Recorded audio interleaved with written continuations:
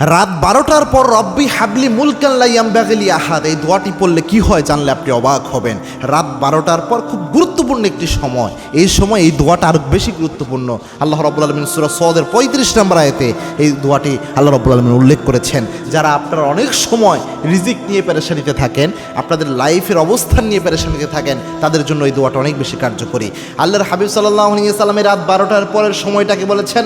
আল্লাহর হাবিব সাল্লাল্লাহু আলাইহি ওয়াসাল্লাম জানিয়েছেন, রাত যখন গভীর হয়ে যায় আল্লাহ রাব্বুল আলামিন প্রথম আসমানে নেমে আসেন। নেমে এসে আল্লাহ রাব্বুল আলামিন ডাকতে শুরু করেন, হাল মিন মুস্তাগফিরিন ফাগফির লাহ, কে আছো গুনাহ করে ফেলেছো, আমি আল্লাহর কাছে মাপ চাও, সব গুনাহ আমি আল্লাহ মাফ করে দেব। কে আছো রিজিকের সমস্যায় ভুগতেছো, আমি আল্লাহর কাছে রিজিক চাও, আমি আল্লাহ তোমাকে রিজিক দেব। কার সম্মান দরকার, আমি আল্লাহর কাছে চাও, তোমাকে সম্মানের উচ্চ আসনে আমি আল্লাহ বসিয়ে দিব।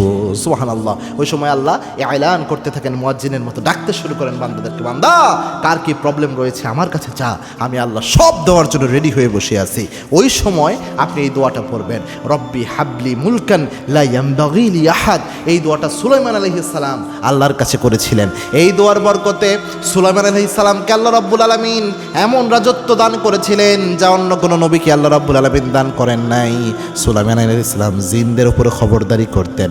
সুলাইমান আলাইহিস সালামের কর্তৃত্ব ছিল জিনদের উপর, প্রাণীদের উপর, পিঁপড়ার উপর, মশার উপর, পৃথিবীর যত প্রাণী রয়েছে সমস্ত প্রাণীর উপর সুলাইমান আলাইহিস সালামের কর্তৃত্ব আল্লাহ রাব্বুল আলামিন দিয়ে দিয়েছেন। সুবহানাল্লাহ। সুলাইমান আলাইহিস সালাম এত ক্ষমতাধর ছিলেন এই দোয়ার বরকতে। সুতরাং আপনার রিজিকের সমস্যা, আপনার যে কোনো আল্লাহর কাছে সম্মান চাচ্ছেন যেটা আল্লাহ কাউকে দেন নাই, এরকম জিনিস আল্লাহর কাছে চাইতে চাচ্ছেন, এই দোয়া দিয়ে আল্লাহর কাছে চান, আল্লাহ রব্বি হাবলি মুলকান লা ইয়ামবাগি লি আহাদ, এই দোয়া দিয়ে চান। দেখবেন এই যে সুলাইমান আলাইহিস সালামকে যে দোয়ার বরকতে আল্লাহ নিয়ামত দিয়েছে, কোন না কোনো নিয়ামত আল্লাহ আপনাকে ইনশাআল্লাহ দান করে দিবে। এবং এটা খুব গুরুত্বপূর্ণ একটা বিষয়, বিশেষ করে রাত 12টার পর ওই সময়টা যেহেতু তাহাজ্জুদের শ্রেষ্ঠ সময় শুরু হয়ে যায়, ওই সময় এই দোয়াটা করবেন, চোখের পানি ফেলে করবেন। আপনার জীবনে যে কোনো সমস্যা আল্লাহর কাছে এই দোয়া দিয়ে চাইবেন, ইনশাআল্লাহ আল্লাহ রাব্বুল আলামিন সমাধান করে দিবেন।